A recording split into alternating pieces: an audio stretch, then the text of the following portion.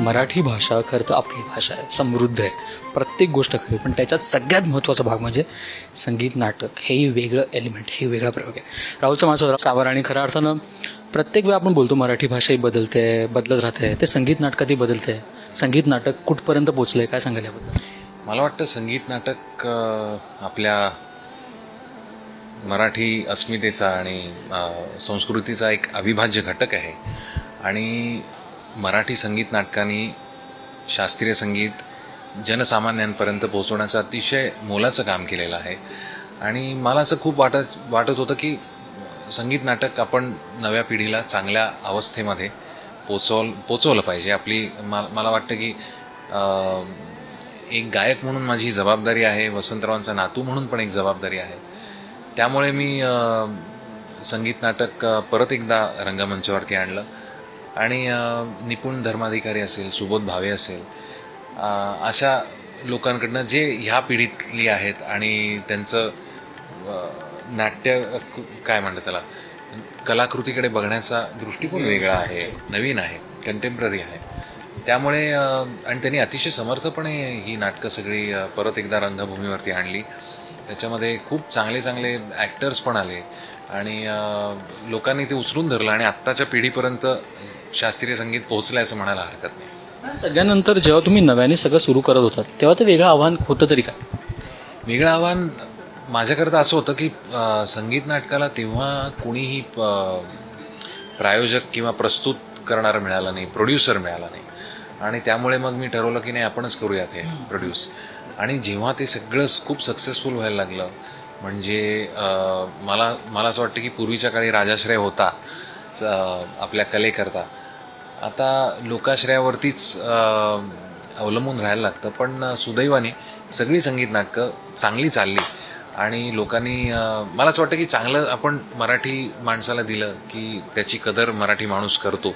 आणि त्यामुळे हे संगीत नाटक आजच्या पिढीपर्यंतही पोचलं आणि त्याला चांगला सपोर्ट पण ह्या सगळ्या लोकांनी केला. असं शेवटचे 2 प्रश्न. एक तर संगीत नाटकं अजून निर्माण व्हायला हवीत का? मला असं वाटतं की आता नवीन संगीत नाटकाची फार गरज आहे. की ज्या काळामध्ये बालगंधर्वांनी नवीन प्रयोग करून ऑर्गनसारखी गोष्ट रंगभूमीवरती आणली, त्याच्यानंतर ललित कलादर्शतर्फे अनेक वेगवेगळे प्रयोग त्या काळी टेक्निकली करण्यात आले. नवीन ह्या सगळ्या गोष्टी तेव्हा होत होत्या. आज आपण त्याच गोष्टी जर करायला लागलो आणि तशाच पद्धतीने जर आपल्याला त्या बघायच्या असतील तर कुठेतरी काहीतरी गडबड आहे असं मला वाटतं. की कला काय, आयुष्य हे आपलं प्रवाही असतं आणि काय म्हणतात त्याला, वेदकालापासून चालत आलेली ही सगळी संगीताची कला आहे, संगीत आहे, नाटक आहे, नृत्य आहे, ते बदलतं आहे, ते प्रवाही आहे आणि ते काळाच्या नुसार बदललं पाहिजे. आणि ते बदल आपण जसे आपण जगण्यामध्ये आपल्या बदल होतात आपल्याला कळतही नाही की आता आपण मोबाईलवरती अवलंबून आहोत. आम्ही लहान होतो तेव्हा TV पण एक नॉवेल्टी होती आमच्यासाठी. त्यामुळे हे बदल आपण स्वीकारत असतो, त्या पद्धतीने प्रत्येक गोष्टीमध्ये बदल होतो. आणि तसा नवीन संगीत नाटकाकरता मला असं वाटतं की आपला मराठी प्रेक्षक पण रसिक असूच केला आहे.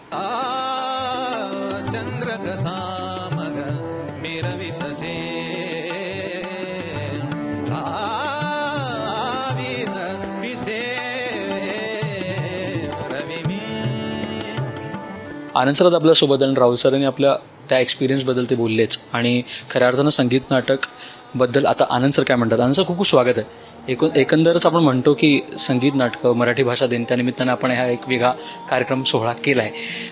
या सगळ्यांमधून संगीत नाटक म्हटल्यावर सगळ्यात पहिलं तुमच्या मनात काय येतं? संगीत नाटक ही खूप मोठी परंपरा आहे आणि बालगंधर्व मास्टर दीनानाथ यांच्यापासून खूप दिग्गज कलाकारांनी ती अतिशय समृद्ध केलेली आहे.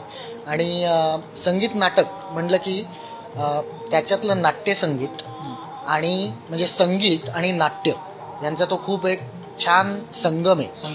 आणि त्याच्यामुळे नुसत्या गाण्याच्या मैफलींना जे लोक कदाचित जाणार नाहीत तर ते संगीत नाटकाला येतात, कारण त्याच्यात नाट्य पण आहे. आणि ते नाट्य बघता बघता ते संगीत इतकं आवडायला लागतं की नंतर ते संगीत ऐकण्यासाठी यायला लागतात, जरी नाटकाची कथा माहिती असली तरी. तर ही संगीत नाटकाची जी जादू आहे तर ती पहिलं शाकुंतल नाटक झालं 1880 साली. तर तसं बघितलं तर 140 वर्ष त्या घटनेला 141 वर्ष जवळजवळ झाली. आणि तरीसुद्धा त्या लोकांनी नाटक असेल, त्याची संहिता असेल किंवा ती गाणी असतील, ती जी गायकी असेल, ती इतक्या उंचीवर नेऊन ठेवली. अशा प्रकारे त्यांनी स्वतः करून दाखवलेलं आहे की ते आजसुद्धा लोकांना ताजं वाटतं. तर ती जादू आहे माझ्या मते. आणि सगळ्यात पहिलं संगीत नाटक तुम्ही कोणतं पाहिलं, कोणाचं पाहिलं, काय आठवण आहे त्याची? पहिलं संगीत नाटक मी लहानपणी बघितलं, छोटा गंधर्वांचं, आणि संगीत सौभद्र, आणि त्याच्यातली त्यांची कृष्णाची भूमिका. तर 2-3 वेळा मी त्यावेळी ते नाटक बघितलं होतं आणि ती एक अशी मनात घर करून राहिलेली, खूप लक्षात राहिलेली अशी ती भूमिका होती. आणि नंतर योगायोगाने तीच भूमिका करण्याचं भाग्य लाभलं मला.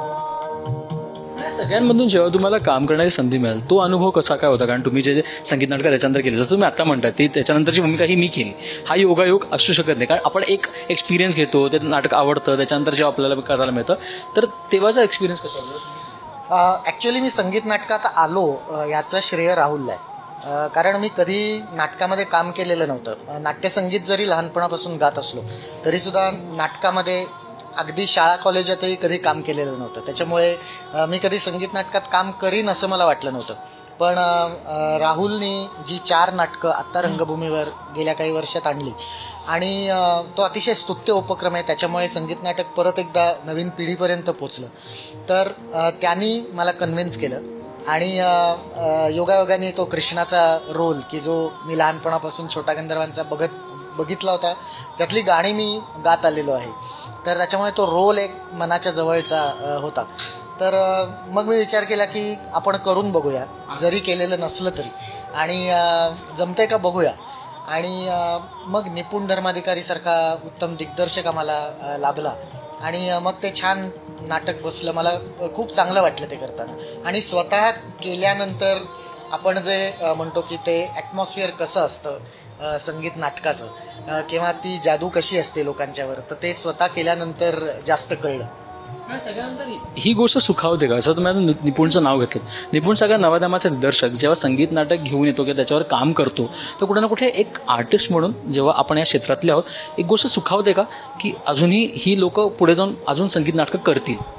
हो, नक्कीच. म्हणजे एक तर निपुणसारखा दिग्दर्शक हा आजच्या पिढीशी खूप रिलेट करू शकतो स्वतःला, आणि त्याच्यामुळे संगीत नाटक आणि आजची पिढी यांच्यातला एक तो दुवा असण्याचं काम निपुणनी किंवा इतर राहुलनी, जसं मगाशी सांगितलं, सुबोध आहे, किंवा इतर सगळ्या दिग्दर्शकांनी केलं. आणि ती गोष्ट फार महत्त्वाची आहे. कारण म्हणजे फॉर एक्झाम्पल की जुन्या संगीत नाटकातली जी भाषा आहे, तर त्यातली काही प्रमाणात ती भाषा आज लोकांना कळते, पण अगदी यंग जनरेशनला काही प्रमाणात ती भाषा कळत नाही असं होऊ शकतं. तर मग त्याच्यात थोडेसे बदल काय करावे लागतात. किंवा पूर्वीच्या काळी संगीत नाटकं 5 ते 6 तास किंवा रात्रभर चालायची. आता लोकांच्याकडे एवढा वेळ नाही. इतर आपली लाईफस्टाईल जशी बदलते, तर तशाच सगळ्या गोष्टी बदलतात. त्याच्यामुळे आत्ता संगीत नाटक हे 2.5-3 तासात करावं लागतं. इनफॅक्ट 2.5 तासातच ते करावं लागतं. आणि आता जाता जाता गंमत म्हणून सांगतो की सौभद्र नाटक जर घेतलं तर ओरिजिनल नाटकात 101 गाणी आहेत. तर ती तर एवढी घेणं शक्य नाही. मग त्याचं एडिटिंग कसं करायचं हा दृष्टिकोन फार महत्त्वाचा आहे, आणि निपुणसारख्या लोकांमुळे तो फार चांगल्या रीतीने इम्प्लिमेंट झाला. आता इव्हन आमच्या एडिटेड नाटकात सुद्धा 32-33 गाणी. हां, तर आणि एक कलाकार म्हणून सुद्धा की अशी 32 गाणी असताना कुठली गाणी किती वेळ गायची याचा थोडासा आजच्या दृष्टीने विचार करणं महत्त्वाचं असतं. पण आताच राहुल सर जाता एवढं पण म्हटले, जेव्हा त्यांना शेवटचा प्रश्न विचारला की काय बदल घडले पाहिजे हे तुम्ही सांगितलं, एकूण जेव्हा ते प्रयोग लावत होते तेव्हा निर्माता म्हणून त्यांना उभं राहावं लागलं. तुम्हाला असं वाटतं का संगीत नाटकांना सुद्धा निर्माते मिळाले हवे जसे व्यावसायिक नाटकाला किंवा बाकीच्या नाटकाला? हो, नक्कीच. कारण शेवटी निर्माता असणं, ते पाठबळ असणं हे फार फार महत्त्वाचं आहे. नाटकाची सगळी जी गणितं असतात ती फार वेगळ्या लेवलवर चालतात आणि त्याला जसा प्रेक्षकांचा सपोर्ट लागतो तसं निर्माता भक्कम असणं, आर्थिक पाठबळ असणं, या सगळ्या गोष्टी त्याच्यात येतात. त्यामुळे या गोष्टी अतिशय महत्त्वाच्या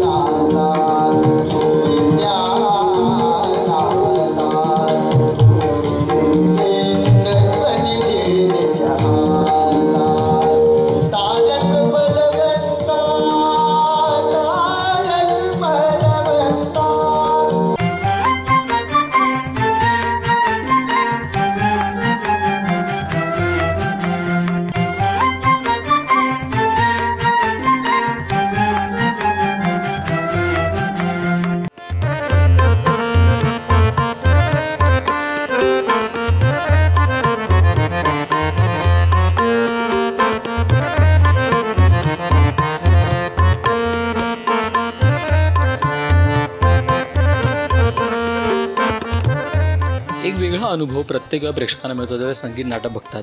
पण आता संगीत नाटक होणार आहे का, होतं आहे का, कितपत होतं आहे, लोकांचा प्रतिसाद कसा मिळतो? आधी सर माझ्यासोबत. सर खूप खूप स्वागत आहे सांवर. आणि एकूणच आपण आज संगीत नाटकाविषयी बोलतोय, मराठी भाषा दिन आहे. संगीत नाटक जसं मी आनंद सरांना विचार, राहुल सरांना विचारतो, माझा पहिला प्रश्न तो संगीत नाटक म्हटल्यावर तुमच्या डोक्यात सगळ्यात पहिला माझ्या सुदैवाने माझे म्हणजे असं म्हणून आजोबा गुरु म्हणजे वडिलांचे गुरु पंडित गोविंदराव पटवर्धन यांच्याबरोबर मी खूप लहान असताना वयाची 8 ते 15 वर्ष हा माझा कालखंड गोविंदरावांबरोबर जो काही गेला, तर गोविंदराव मला हाताचं बोट धरून नाटक बघायला घेऊन जायचे.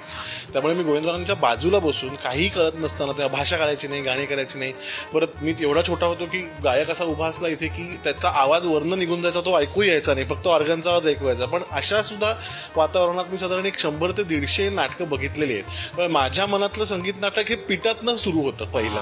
म्हणजे मी ना ऑडियन्स म्हणून बघितलंय ना कलाकार म्हणून बघितलंय, तर पिटातनं सुरू होतं. त्यामुळे पिटातनं होत असताना त्या वादकांची, त्या तांत्रिक लोकांची सगळी काय तिथे काय म्हणतो म्हणजे धुमसान चालू असतं ते मी बघितलेलं आहे. की लाईटमन काय करतोय तिथे बसून, तू विंगेतला पडदा कधी देतोय, किंवा आता तबले कसे बदलतायत भोजराज काका, की पटकन पांढरीसा आहे मग एकदम काळीचार करायचा आहे, तर डायलॉग चालू असताना किती कमी ठोक्यांमध्ये तो तबला लावला गेला पाहिजे असं. कारण ह्या सगळ्या गोष्टींनी ऑडियन्सला त्रास होणार ना. त्यामुळे माझ्या दृष्टीने संगीत नाटक हे अतिशय खूप लोकांनी एकत्र येऊन केलेलं एक उत्तम तांत्रिक गोष्ट आहे असं मी म्हणेन पहिल्यांदा. आणि आत्ताचं जास्ती क्रिस्पी, कारण आता माहिती आहे आपल्याला की 3 तासाच्या वर प्रयोग होऊच शकत नाही, इंटरव्हल सकट 3 तासात करायला पाहिजे. त्यामुळे आताचं सगळं स्क्रिप्ट जे आहे ते आधीच एडिट केलेलं असतं. ऑनलाईन एडिट आता काही होत नाही, पण हा ऑनलाईन एडिट मी माझ्या डोळ्यांनी बघितलेला आहे. की हा बदल तुम्हाला आवडतो का, की हा बदल आपल्याला करावाच लागतो? महत्वाची गोष्ट अशी आहे ना की बदल झाल्याशिवाय काहीच टिकत नाही. म्हणजे परंपरा काय किंवा संस्कृती काय ह्या बदलांनीच टिकते. आपण जर नव्या पिढीला त्यांच्या नवीन माध्यमातनं परंपरा दाखवली ना तरच ती त्यांच्या पासून टिकू शकते. नाही तर काय होईल, माझी मुलगी आता कुठच्या तरी लायब्ररीत जाऊन पिवळ्या पडलेल्या कुसुमाग्रजांचं पुस्तक वाचणार नाहीये. त्यांना तिला जर आता 16 वर्षाच्या मुलीला जर दाखवायचं असेल तर तिला तिच्या फोनमध्ये किंवा तिच्या किंडलवरच तिला ते दिसलं पाहिजे. म्हणजे हा परंपरा टिकवण्याचा खूप मोठा मार्ग आहे. त्यामुळे जसं मगाशी राहुल पण म्हणाला की संगीत नाटकात त्यांनी जे प्रयोग केले ते त्या काळी नवीनच होते. म्हणजे बालगंधर्वांनी पण जेव्हा एकच पेरा नाटक केलं तर नाटक नवीन होतं. बालगंधर्वांनी जुनं कुठचं नाटक केलेलं नाहीये. तसंच नवीन नाटकं नवीन प्रयोगांमध्ये जसं आपण म्हणतो की ऑपेरा होतात किंवा आता मोगले आझमचे प्रयोग जसे झाले होते मोठे, तशा स्केलमध्ये संगीत नाटकं जर व्हायची असतील तर तसंच होऊन ही परंपरा नवीन पिढीपर्यंत टिकू शकते. त्यामुळे बदल हा अनिवार्य आहे आणि तो झालाच पाहिजे. जसे हॅमलेटचे सगळे प्रयोग यशस्वी झाले, आपण बघितलंय की अप्रतिम प्रयोग तो होतो. तर त्यामुळे संगीतच नाही, नाटकाचाच फॉर्मॅट तो आता झाला पाहिजे. आणि इनफॅक्ट हे आज नाही, हे 10-15 वर्षापूर्वी किंवा कदाचित 20 वर्ष आधीपासूनच व्हायला हवं होतं, पण आता तो व्हायला हवंच आहे. म्हणजे हा बदल अगदी निकडीचा आणि गरजेचा आहे, हा झालाच पाहिजे. आणि तरच लोक येतील, आनंदाने येतील. आणि एक अशी आपल्याला उगाच असं वाटत असतं की कोण तिकीट काढून येणार आहे, असं नाही. म्हणजे खर्च केला की पैसे परत येतात अशी पण एक पॉलिसी आहे जगात, की फक्त पैसे वाचवले कीच पैसे वाचत असं नाहीये. सो आपण रसिकांना जितकं चांगलं दाखवू तितकं चांगलं तिकीट काढून लोक येणारच आहेत, पण तितकं चांगलं दाखवण्याची ती सगळी काय म्हणतो इन्फ्रास्ट्रक्चर सुद्धा आपल्याला उपलब्ध झालं पाहिजे.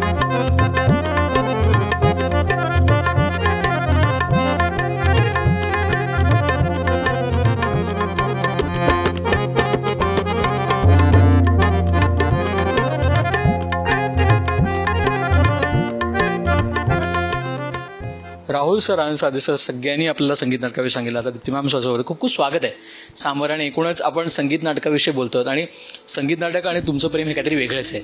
त्याबद्दल काय सांगा सगळ्यात अगोदर संगीत नाटकात काम करण्याचा अनुभव कसा? मला लकीली राहुलमुळे संगीत नाटकामध्ये काम करायची संधी मिळाली आणि it has become like it was always my dream to become an actor. पण असं वाटलं नाही कधी की मला असं संगीत नाटकात काम करायला मिळेल. पण सुबोध भावे नी मला विचारलं की जरीनाचा रोल करशील का, तुला गाता येतं, अभिनय मी तुला शिकवीन. त्याच्यामुळे आय वॉज व्हेरी लकी की राहुल आणि सुबोधमुळे मी कट्यारमधली जरीनाची भूमिका केली. आणखीन त्याच्यानंतर मग संशय कल्लोळ, मानपमान, आणखीन सौभद्र याच्यात पण खूप छान भूमिका करायला मिळाल्या. आपण आताच संगीत नाटकाविषयी बोलतो. तुम्ही आताच म्हटलात की एक वेगळं ॲव्हेन्यू तुम्हाला ओपन झालं संगीत नाटकामुळे. आज आपण संगीत नाटकं होत आहेत, संगीत नाटक करत आहे. कारण राहुल सर आताच त्यांच्या ह्याच्यात म्हणाले की जेव्हा संगीत नाटक करायचं घडलं तेव्हा मला स्वतः निर्माता म्हणून उभं राहावं लागलं. तुम्हाला असं वाटतं का की जेव्हा प्रेक्षक वर्ग नाटक बघायला येतो तो संगीत नाटकाला तेवढाच येतो जेवढा तो विनोदी नाटकाला येतो, तर निर्माता हा मिळायला हवा का संगीत नाटकाला स्वतःहून? मला असं डेफिनेटली वाटतं, कारण ही संगीत नाटकाची आपली इतकी जुनी परंपरा आहे आणि इतकी समृद्ध परंपरा आहे आणि इतकी सुंदर सुंदर गाणी आहेत या जुन्या नाटकांमधली.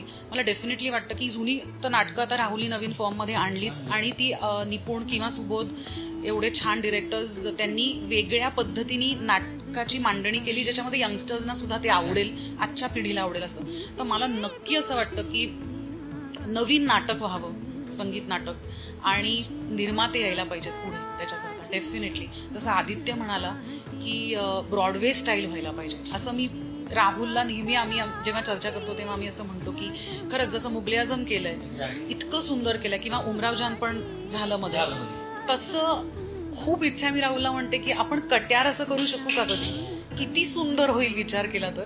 सो असं ब्रॉडवे स्टाईल मराठी संगीत नाटक व्हावं अशी खूप इच्छा आहे. आय थिंक की ते फ्युचरमध्ये नक्की होईल असं वाटतं. आणि या सगळ्याला खरं तर प्रेक्षक वर्गाने पण थोडाच प्रतिसाद द्यायला हवा का? कारण आपण आता बघतो आता लॉकडाऊनमुळे 50% प्रेक्षक, आज आपण कार्यक्रम वसंत उत्सव केला त्याचा अनुभव तुम्हाला आता माहितीच आहे.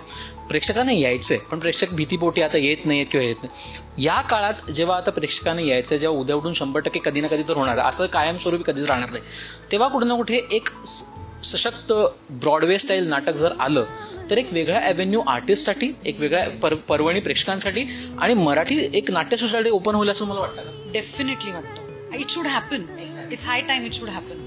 आणि नक्की येतील लोक. म्हणजे असं जर तुम्ही काहीतरी दिलं Broadway style, something in a very contemporary form, पण आपली ती जुनी परंपरा जपून काहीतरी नवीन, डेफिनेटली लोक येतील.